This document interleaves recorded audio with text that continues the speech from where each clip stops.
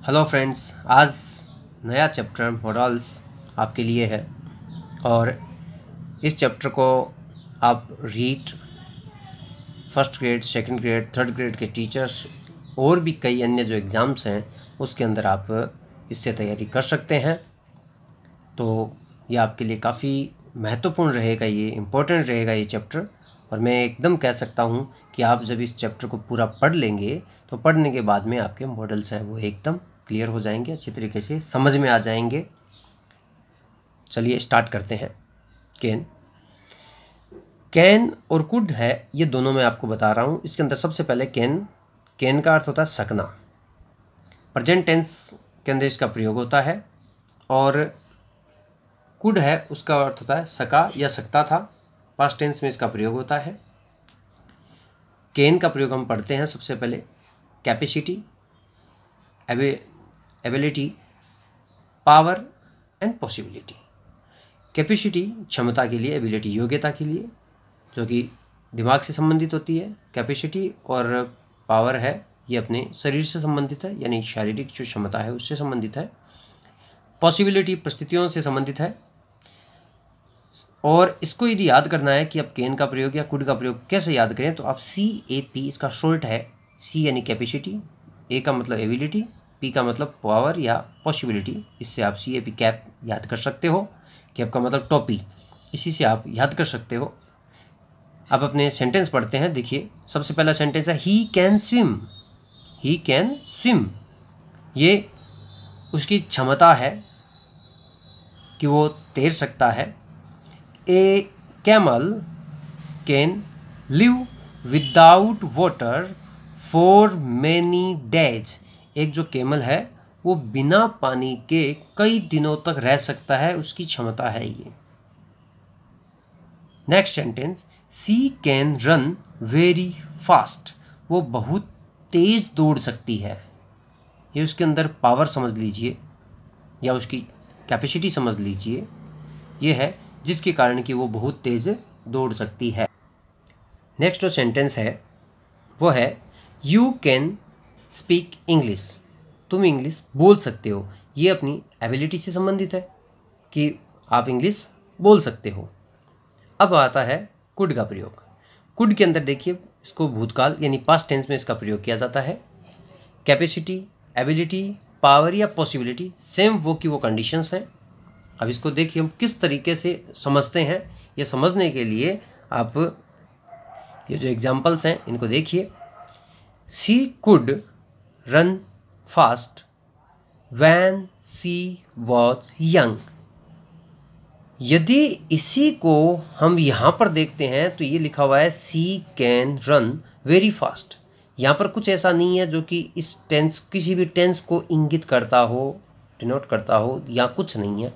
इसका मतलब ये है कि ये प्रेजेंट टेंस का है तो हम कैन लगा देते हैं। लेकिन इधर जब हम ये देखते हैं तो वॉज का प्रयोग किया हुआ है और वॉज के कारण क्या होगा, ये सेकंड फॉर्म है और सेकंड फॉर्म होने कुड का प्रयोग इस सेकंड फॉर्म के कारण है कि वॉज आया है तो इधर हमने कुड कर दिया। यदि ये सेंटेंस यहाँ से फास्ट तक होता तो हम यहाँ पर कैन करते। नेक्स्ट सेंटेंस देखिए, I could speak Punjabi when I lived in Punjab. जब मैं पंजाब में रहता था तो मुझे पंजाबी आती थी। इसका मतलब अब मैं पंजाब में जब नहीं रह रहा हूँ, राजस्थान में आ गया, तो अब मुझे पंजाबी नहीं आती है। ये इस सेंटेंस में है। यहाँ पर देखिए ये यदि सेंटेंस इतना मतलब हम यदि इस सेंटेंस को देखते हैं कि इतने इस आधार पे देखते हैं तो ये आगे वाला जो पोर्शन है ये इसको इंगित करता है कि यहाँ पर क्या आना है। नेक्स्ट सेंटेंस है वो ये है कि he could lift this box when he was young. जब वो छोटा था या जब वो जवान था उस समय वो इस बॉक्स को उठा सकता था। इसका मतलब ये है कि अब वो इस बॉक्स को नहीं उठा सकता। अब नेक्स्ट सेंटेंस अपने जो पढ़ रहे हैं वो ये है कि ये परमिशन से संबंधित है। मैं आपको इसके अंदर अंतर है वो मैं बताता हूँ किस प्रकार से है। देखिए परमिशन से संबंधित जो चैप्टर है, Mohit could go out whenever he wanted. यानी मोहित को ये परमिशन थी कि वो जब चाहता बाहर जा सकता था। यू कैन गो नाउ, तुम जा सकते हो। ये दोनों इस प्रकार के सेंटेंस हैं जो आप उसमें प्रयोग कर सकते हैं परमिशन के तौर पे। नेक्स्ट है, अब है पोलाइट रिक्वेस्ट। इम्पोर्टेंट है ये और इसको हम पढ़ते हैं। विनम्र निवेदन होता है इसका अर्थ। Could you lend me your pen. देखो पोलाइट रिक्वेस्ट जो होता है वो कुड का प्रयोग होता है उसके अंदर, और आप इससे ये भी देख सकते हो कि इसके अंदर लैंड का प्रयोग हुआ है। साथ में एक है कुड यू टेल मी, ये क्या आप मुझे बता सकते हैं the way to the bus stop. Bus stop का जो रास्ता है, क्या आप मुझे बस स्टॉप का रास्ता बता सकते हैं। ये इस प्रकार से होगा।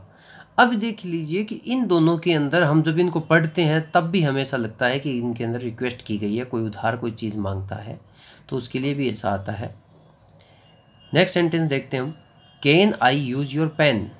ये जो कैन आया है इसके अंदर आप देख लीजिए कि कैसा है कि क्या मैं तुम्हारा पेन प्रयोग कर सकता हूँ। तो इसके अंदर कोई पोलाइट रिक्वेस्ट है, वो इतनी रिक्वेस्ट नहीं है जितनी रिक्वेस्ट कुड के अंदर है।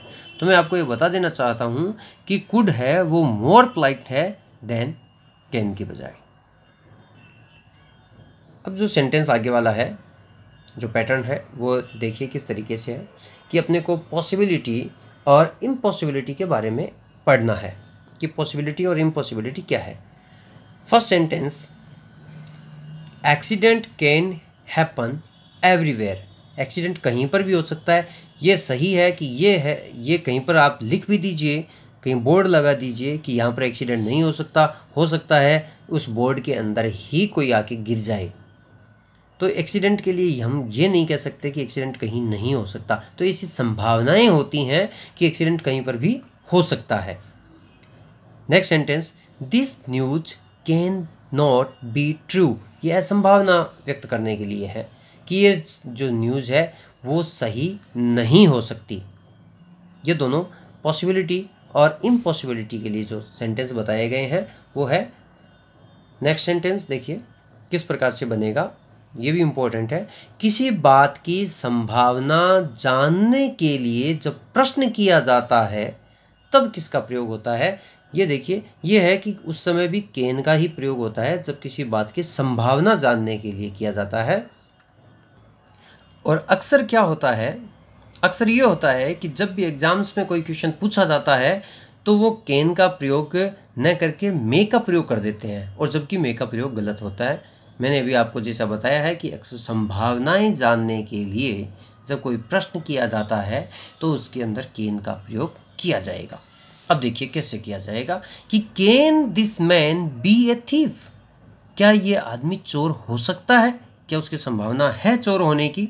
Next sentence, can the blind see. क्या अंधा देख सकता है। Can the lame run. क्या जो आदमी पैरों से चलने में अक्षम हो वो दौड़ सकता है। Can a crow be white. क्या कोई कौवा सफ़ेद हो सकता है।